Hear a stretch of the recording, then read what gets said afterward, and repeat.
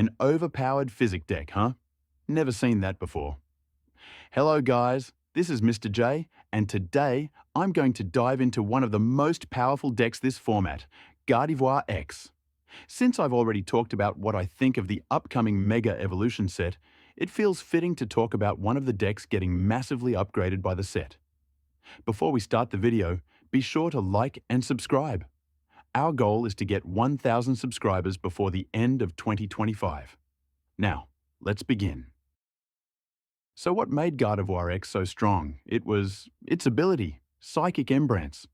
At any point during your turn, you could attach psychic energy from your discard pile to your psychic Pokemon in any way you like. But for every psychic energy you put on a Pokemon from the discard, it takes 20 damage. But what made the early Guardi decks good was another psychic Pokemon that came in Scarlet and Violet, Driftloon. Driftloon is a basic Pokemon with 70 hit points, but the main thing that makes it special is its second attack, Balloon Blast. The balloon will do 30 damage times the amount of damage that it has. As you would figure out, with Gardevoir X on the field, it could do up to 180 damage. But when Gardevoir was first introduced, this card wasn't actually used. Most players used the baby Gardevoir from Astral Radiance as an attacker. With its ability, it can draw 2 cards and attach any number of basic energy that you find in any way you like. Its attack, Brainwave, does 30 more damage for each psychic energy it has attached. And it had a lot of ways to attach energy. Curlier had an ability which you could discard 1 card and then draw 2.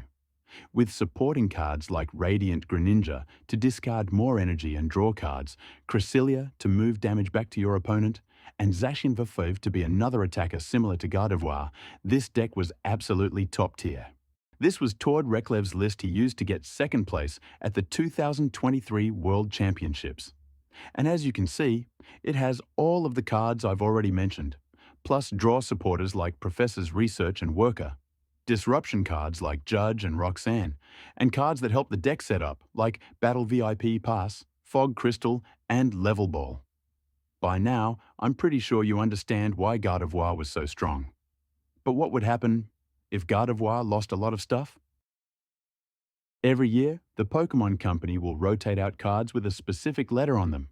In 2023, they rotated out D cards to introduce G cards, introduce the new generation Scarlet and Violet base set. In 2024, guess what they removed? While people cheered because this menace was going away, Gardevoir lost a lot of stuff. Here's all the stuff that they lost: Zacian 5, Gardevoir, Mew, Battle VIP Pass, Level Ball, and Fog Crystal. Do I really need to explain why this mattered? They lost both of their main attackers, Mew to grab items. Losing Battle VIP Pass, Level Ball, and Fog Crystal means they lost a lot of ways to get their Pokemon on the field. So, with all of that said, how did they adapt? So, remember the balloon I was talking about earlier? Well, some players chose to add it to their deck along with Hero's Cape and Luxurious Cape. Hero's Cape was one of the new Ace Spec cards, and it was pretty simple, giving 100 hit points to the Pokemon it's attached to. Luxurious Cape is the same thing but kind of worse, because it can't attach to X Pokemon, and if the Pokemon it's attached to faints, it gives an extra prize card. They also decided to add Screamtail, and all you need to know about it is pretty much Driftloon, but has a bit more HP, and its attack can hit any Pokemon in the active or to any benched mons.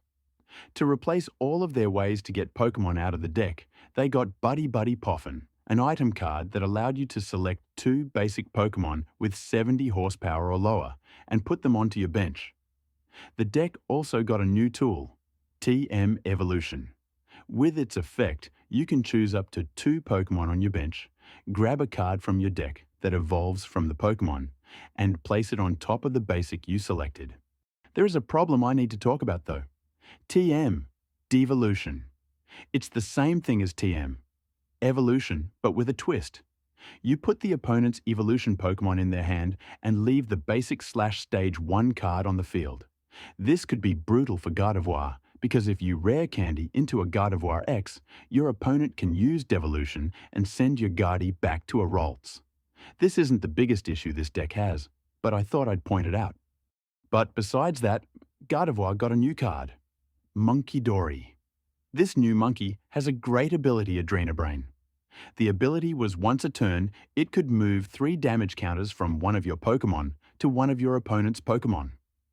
I don't think I have to explain why it's good. Paired with Gardevoir X, a card that makes your Pokémon take damage, these two work pretty well. For Worlds that year, they did pretty good, landing in 12th place in Masters, 2nd place in Seniors, and 9th place in Juniors. This was a good run, but last year was a bit better. But now, let's talk about the last year Gardy was playable for the whole year, 2025. So, how did 2025's rotation affect Gardevoir? For starters, they lost the Curlier, which was their only draw support for the deck, and the pre-evolution for Gardevoir.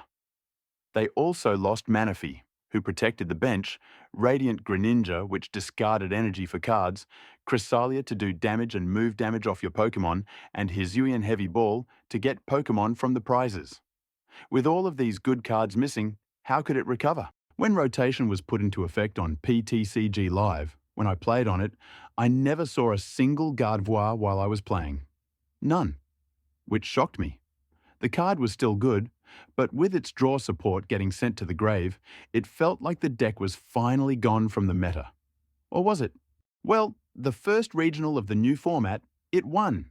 So how did it manage to survive without Curlier? From the first place list of Henry Chow, they replaced Curlier with N's Zoroark. With its ability trade, you can discard a card from your hand and draw 2. He also added Lily's Clefairy, and its ability was amazing for the deck. The ability was Fairy Zone, and what it did was make any Dragon-type Pokémon the opponent had on the field weak to Psychic types. This meant the deck could knock out Dragapult X is one attack with less setup time. The deck then went on to top pretty much every event this season, proving that the deck didn't need Curlier or the other cards it lost in rotation. It went on to win NAIC, and at the final tournament, Worlds, guess what won? So in Gardy's final year, it won 2 of the major tournaments, topped mostly every event, and had one of the best runs in a season. I say this deck is pretty good. So, in conclusion, I do think Gardevoir is one of the strongest decks in this meta, and will continue to dominate the format. With some of the new cards coming in the new set, I have no doubts about it. This is probably one of my last videos for a while with school coming up, so feel free to check out my channel for other videos to watch. As of now, this is Mr. J signing off. See ya!